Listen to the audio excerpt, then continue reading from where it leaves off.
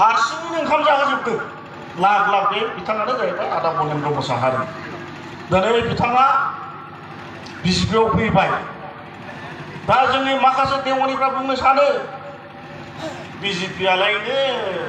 बर' हारिनि हारि मा होनलाय हाथि हारा मेलेम जाजोबसिगोन जाहैदों हा बिदिब्लालाय जोंबोथ' बिपि थानाय समाव बिजेपिजोंनो 5 बोसोर जोङो जयैनो खामानि मावबोदों एखेलेगे सरकार दाबोदों नंगौना नङा कंग्रेसनि दिनावबो जों कंग्रेसजों आगोलसो दाबोदों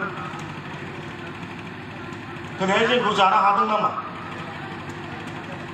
जाखेबा रायजो राजाखौ बिजेपिआ ट्राइबेलखौ अनोसो ट्राइबेल हारिया खुनुदिन आफ्टार इन्डिपेन्डेन्ट भारत स्वाधीन जानायनि उनाव खुनुदिन चिफ मिनिस्टार जाफेरनो मोनाखैमोन बेखौ बिजेपि सरकारा आसामाव चिफ मिनिस्टार बानायखो सोरखौ ट्राइबेल मानसिखौनो मानाव गेदेर सर्बानन्द सन'वाल बिथाङाबो बर' गोष्ठीनिनो मानसि दिनै बर'फ्रा साननो हागौ ट्राइबेला जों नङा बर'आल' ट्राइबेल नङा रायजो राजाफोर सारा नर्थ इस्टआव गोबां ट्राइबेलफोर दं बे ट्राइबेलफ्रानो जाहैबाय लालुं कसारि थेङाल कसारि देउरि कार्बि डिमासा जयन्तिया बिथांमोनाबो गासिबो काउन्सिल दंजोबो बे बिथांमोनाबो दिनै बिजेपि सरकारजों थाफानानैनो गावसिनि डेभेलपमेन्टखौ मावगासिनो दङ नाथाय बिथांमोनाथ' दिनैहाय जेबो खहा जायाखै दिनैथ' बिजेपिआ जाखुवाखै मोजां संसार सालायगासिनो दं दिनै जों इउपिपिएल बिजेपि सरकार दादों गोबां बिजेपिआ डेभेलपमेन्ट हरगासिनो दङ लामा सामा गिदिर गिदिर हस्पिटाल स्कुल बिजेपिआनो हरजोबनो आरो बबेनिफ्रायथ' फैनो फैसायालाय जोंनि बिटिसिनि फैसाया जाहैबाय मात्र 800 कौटिल' बाखिया सरकारजों सेन्ट्रेलजों बिजेपिजों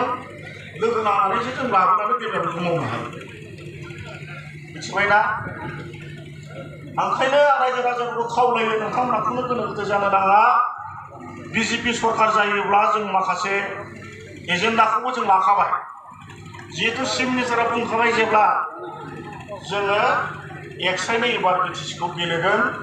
देरहायोबा सरकार दागोन मानसिफ्रा जानो बिजेपि सरकार जायोबा सोरबा गुबुन हारियासो चिफ जागोन नामा बिदि सानो नङा रायजो राजाफोर बे काउन्सिलाव 60ल' नेम गैया गुबुन हारिया चिफ जानायनि बे ट्राइबेलानो जायो बर' गैयाबा सोरबा राभायानो जागोन राभा गैयाबा सोरबा गार'आनो जागोन सोरबा हाजंआनो जागोन मिथिबायना ट्राइबेलानो दा ओरैनो चिफ खाबि दा बेखौ गोमा राजनितिकनि मानसिफ्रा बुङो गाव देरहानायनि सार्थआव गुबुन गुबुन खोथा बुंनो नागिरो रायजो राजाफोर दिनै आसाम सरकारा मा होदों मा होआखै डक्टर हेमन्त बिश्व शर्मा सारा मा होदों मा होआखै बिथाङा मिथिङाव बुंदोंमोन 1 लाख साख्रि होनो होननानै बिना फैसानिनो गोबां मानसिया दिनै 1 लाख मानसिया साख्रि मोनलांबाय साख्रि मोनबाय आरो होबावगोन 50,000 होबावगोन बेयावबो रावबो फैसा होनाङा गोबां बे ओनसोलनि मानसिफ्रा जाय लेखा बेनो मोनदों थाखा फैसा होनाङामोन कंग्रेसनि दिनाव 10 लाख 15 लाख 20 लाख होबाबो जों मोनामोन थगायजायोमोन खिन्थु बिजेपिनि दिनाव दिनैहाय बेबायदि घुस होनाय सिस्टेम गैया बेफोर आफादफोर आरो बिजेपिआ मानो होनबा मा मावदों मा मावाखै रेशन कार्डखौ बयबो मोनजोब्बाय मोननो हाजोब्बाय माइरंखौ जों हरो माइरं जों जायो बिलाबा बे फैसा नाङाब्लानो जों 25 ना 25 मोनो सासेयाव गोदो कंग्रेसनि दिनाव थाइथाम खुरि लायोमोन नायफोर आफाफोर दा बिजेपिनि दिनाव थाइसेबो नाङा अब्ला बेफोर मानो मोजां नङा जाखो गुवाहाटि बादियाव नोङो अभारब्रिजखि अभारब्रिज जाजोब्बाय जाम जाला दा ट्राफिक जाम गैला ओरैबायदि डेभेलप आरो बारा गोबावथ' जायाखैना बिजेपि सरकारा गोदो जोङो 1947 सुक्ति जानायनि इन्डिपेन्डेन्ट जानायनि उनावनो ट्राइबेलफ्रा सेन्ट्रेलाव मन्थ्रि मोननाय गैफेरामोन आइफ्राफोर मिथिबायना स्टेटआवबो गोबां मन्थ्रि मोनाखैमोन दिनै जोंना सर्बानन्द सन'वाला दिनैहाय ट्राइबेल जानानै रामेश्वर तेलिया जाखांबाय दा आवगायावबो बिजेपिआ ट्राइबेलफोरखौ होदों आसामखौ बिराद ट्राइबेला ट्राइबेलफोरनि सक्तिखौ बिसिनिखौ सोर सक्ति खालामा आइफोर आफाफोर बे बिजेपि सरकारनो बानायदों बिटिसिखौ सोर सरकार खालामा सोर सुक्ति खालामा बेफोराबाबो बे बिजेपिआनो बानायदों बे बिटिआरखौ सोर सुक्ति खालामा बे बिजेपिआनो बानायदों खिन्थु बर'फोरखौ थैनायनिफ्राय बासायदों शान्ति सुक्ति होननानै बुङो दिनैहाय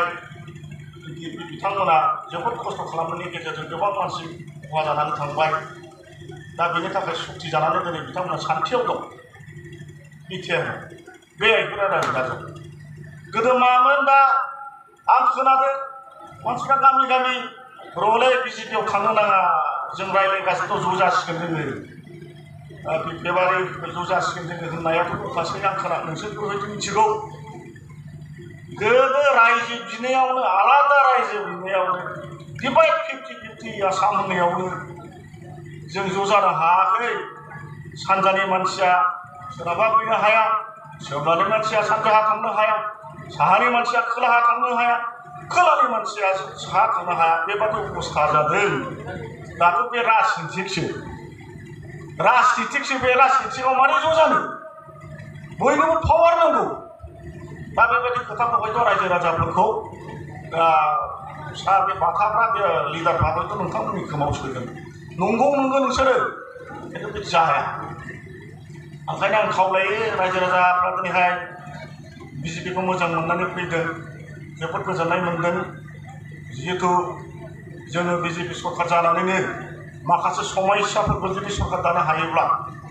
इन्डिपेन्डेन्ट समस्याफोरखौबो जोङो बिजेपि सरकार जायोबा जोङो समस्याफोरखौबो